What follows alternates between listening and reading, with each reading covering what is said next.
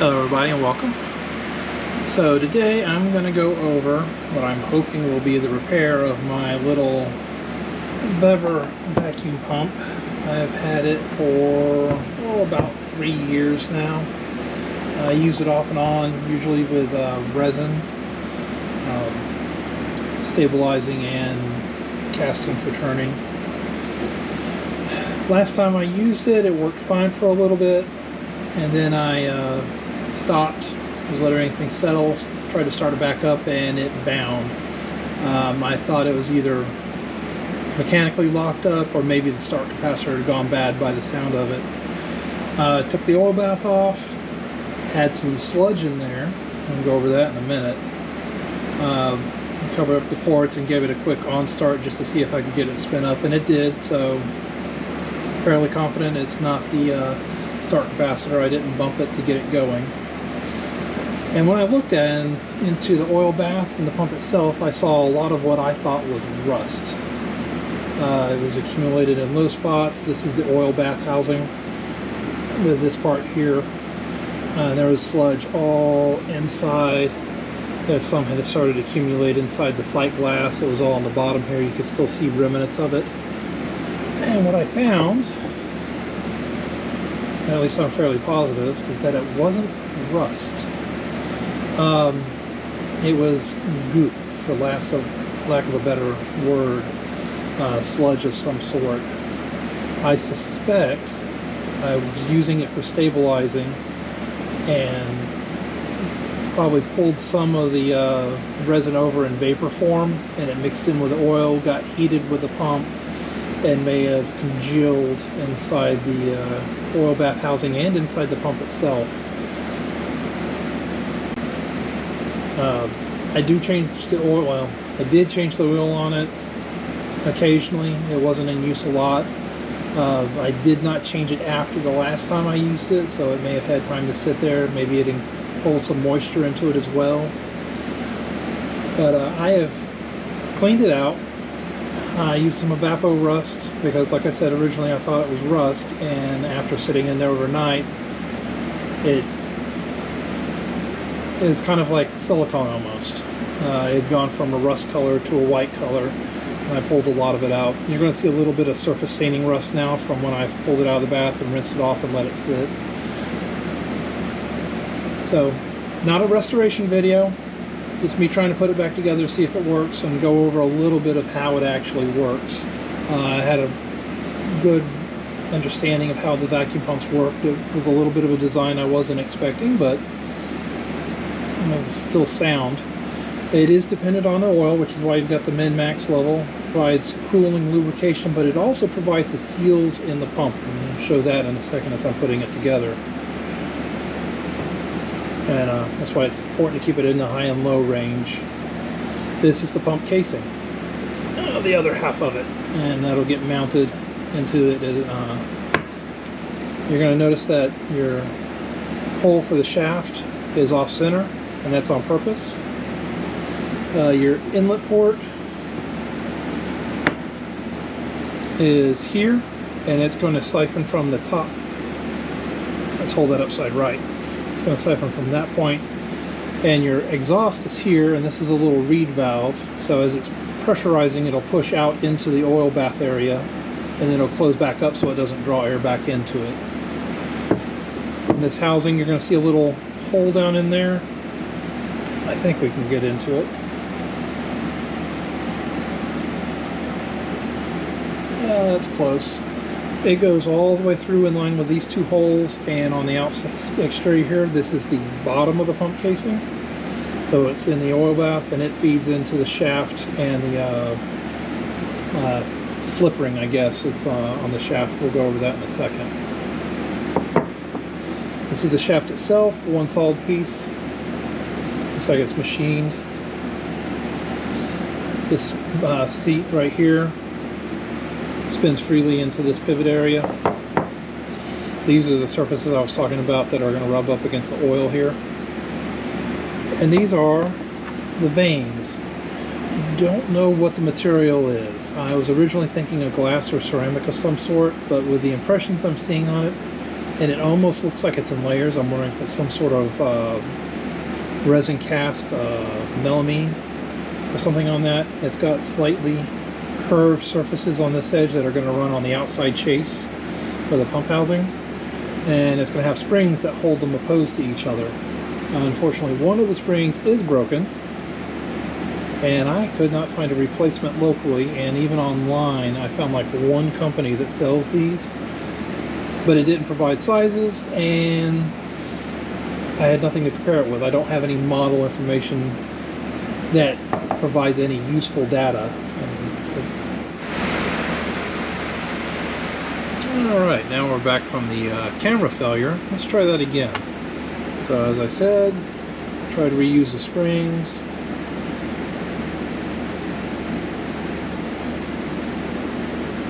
There we go.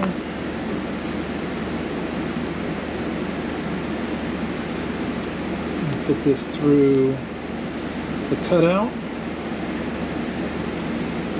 Compress the vanes slightly while I feed them shaft in to the motor pump housing. And there we go. That's the top. And as you can see here, the springs and the fact that it's in a slot like that, the vanes can move side to side. What we end up with here, so that's going to be a low pressure area, vacuum. It's going to draw it in through this port, which is aligned with your inlet. And as you rotate it around right about there, it's going to start compressing. So we're still watching this chamber, it's pressing up, and as it does, it's going to push the air out through this reed valve, which acts as a check valve. We'll rotate, now we're back. Once again, if you watch this, as it comes over here, it's going to start opening this area out, which is going to cause the low pressure area. And it's going to continue to grow until, once again, we reach there. And of course, each rotation has 2 cycles. If this doesn't work, I'm going to take this apart again, re-clean this, and use it as a visual aid. I think it'll be useful for that.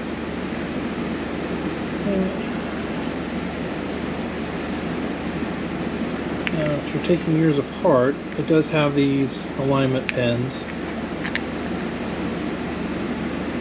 And what was really useful, as you can see, there's some overcasting in a couple spots, and you can use those to help knock the 2 pieces apart, because these were held together extremely well.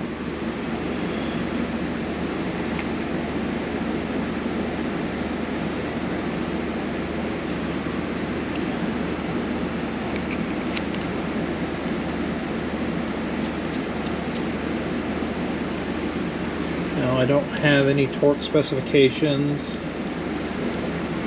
And all I know is when I took it apart, it took considerable effort. So we'll re-engage it that way. We'll do it in stages here.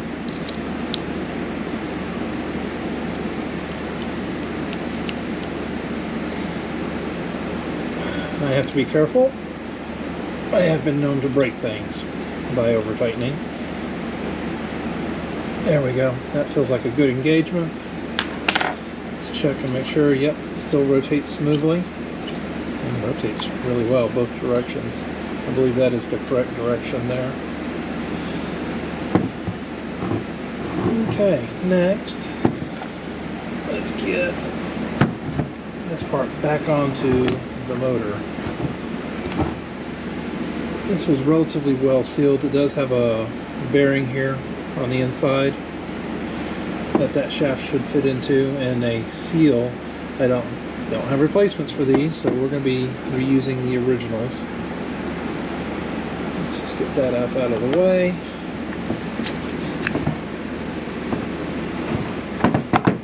I don't think I'll be able to this. Don't use tools I have available. That one up. And that loose. Try not to shake. Can't hold this. And I just hold that. I end up doing is using these free screws. I'll pull the motor to the housing. I'm going to try to get all 3 on there. So I'll start getting down much. There we go. Gotcha. I'm trying to alternate between these. Let's pull stuff in.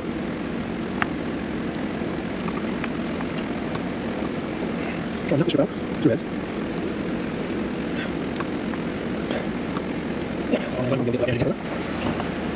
And as you can see, there's our motor shaft feeding through.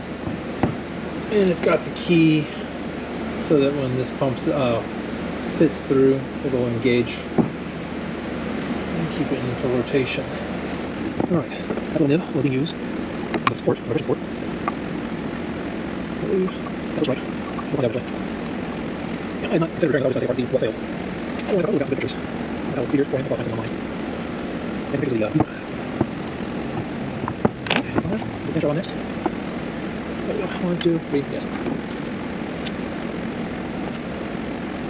I'm also going to go there again for my camera eventually. I'm just following the advice a moment ago.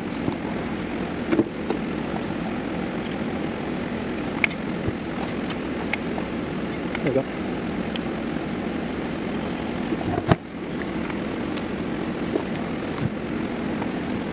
Yeah, I'm not sure the finish around 4 that they saw, but we got that around. We're seeing some amazing people who manage to part of complex tools and equipment, and yeah, I'll go back there again. And tools very interesting to watch. There's a lot of as well, and on the others. Okay. So now, we're going to have to get this aligned. There's my top. Actually, it looks like it's pretty closely aligned. Wow, okay. I did not expect that.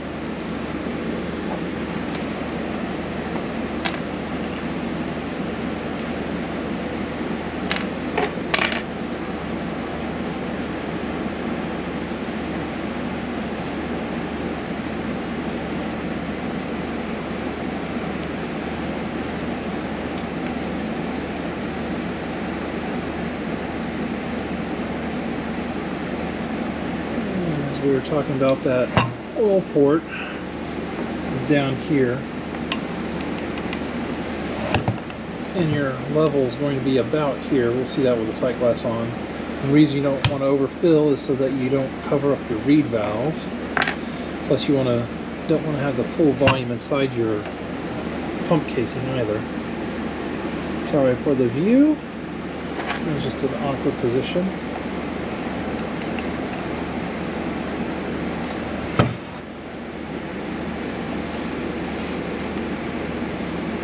Try to remember to keep my hands out of your view.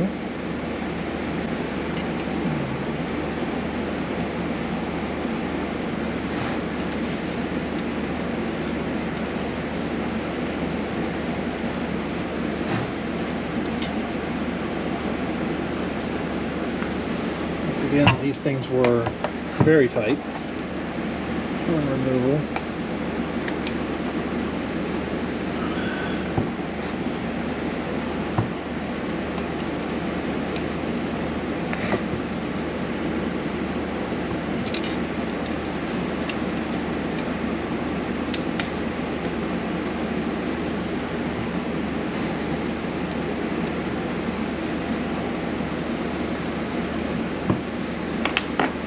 Alright, so it looks like that's on. Nope, we get to take it apart. I was looking over at my pieces and I am missing an O-ring. Actually, I'm thinking right, that's what it is.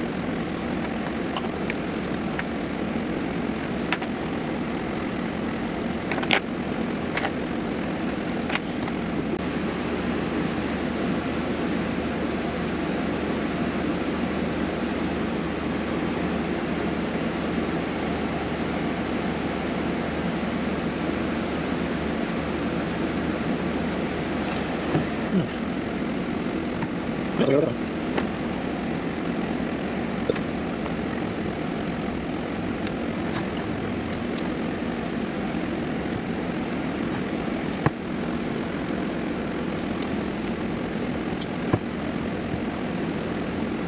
Okay, so bath, rebound, everything.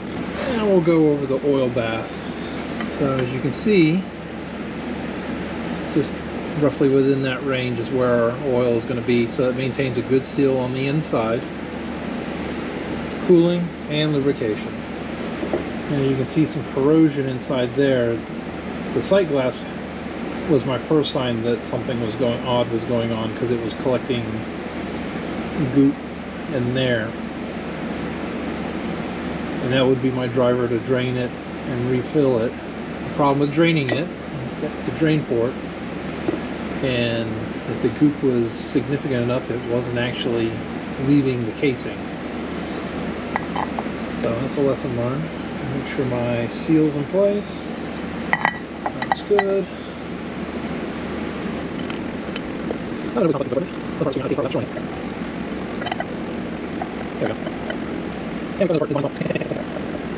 Right, so, as far as I can figure out, the holes in the back there kind of create a baffle to keep the oil moving around too much, so kind of a consistent view. But another is a plate here that goes in these rail slots. It acts as another baffle. So that's your vent port, which is also the easier way to fill it. You also have another oil fill port that really don't see the use of with this one.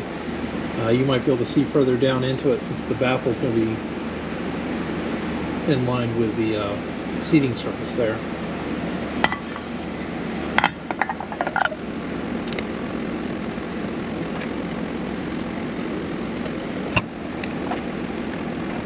I need to push this, so screwdriver, and I need to down punches that metric, and I'll just set with me. I'm doing the outside, because I see it when I don't have a system to build. I'm not overly worried about oil leakage, because it's anyway. It definitely makes a mess. You'll see oil everything out of this, that's fine. And that can make all over the place. Yeah, most of the thing I've done separating. I'm going to try to reduce it as well. And that's really the rest. I was trying to move the rest there, and it looks better. There we go.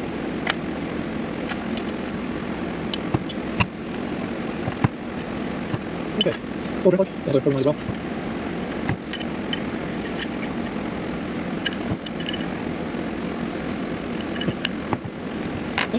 Okay, yes, sir. Any other plug out. Alright, we'll get some oil in it and get it set up over at my vacuum pot and see how it works. Alright, got it set up. It's just a touch over the max setting, but it's still got to fill the pump casing and everything once I start it up. You can't trust my pressure meter or vacuum meter. I've got a vacuum gauge.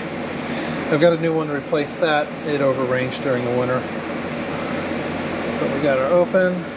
We've got a little accumulation that I've never seen any moisture accumulate in. I know I need to set it horizontal, and when I set it up again, it's going to be horizontal set up on the pump just to make it easier. But go ahead and close that. And let's go ahead and give this a start. That's a good sign. Wow. Now that baffle plate that I put into the oil housing made it difficult to fill, because it spreads it out over the back and it slows it down. But it looks like I got it right up at the max level once that sets a little bit. Alright, let's see where we can get it to.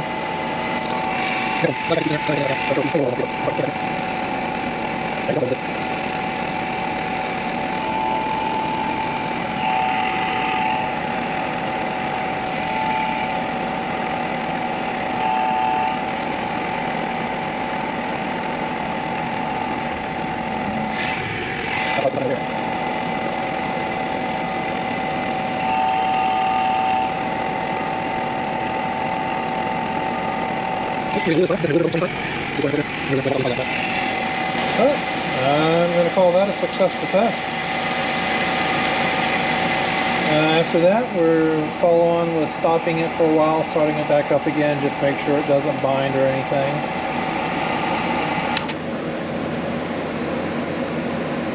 It's not leaking past at all, so that's good. Oil level is right at the max line, so that works out. Get a little bit of emulsion in there. Not surprised. All right, everybody. Y'all have a wonderful day, and I hope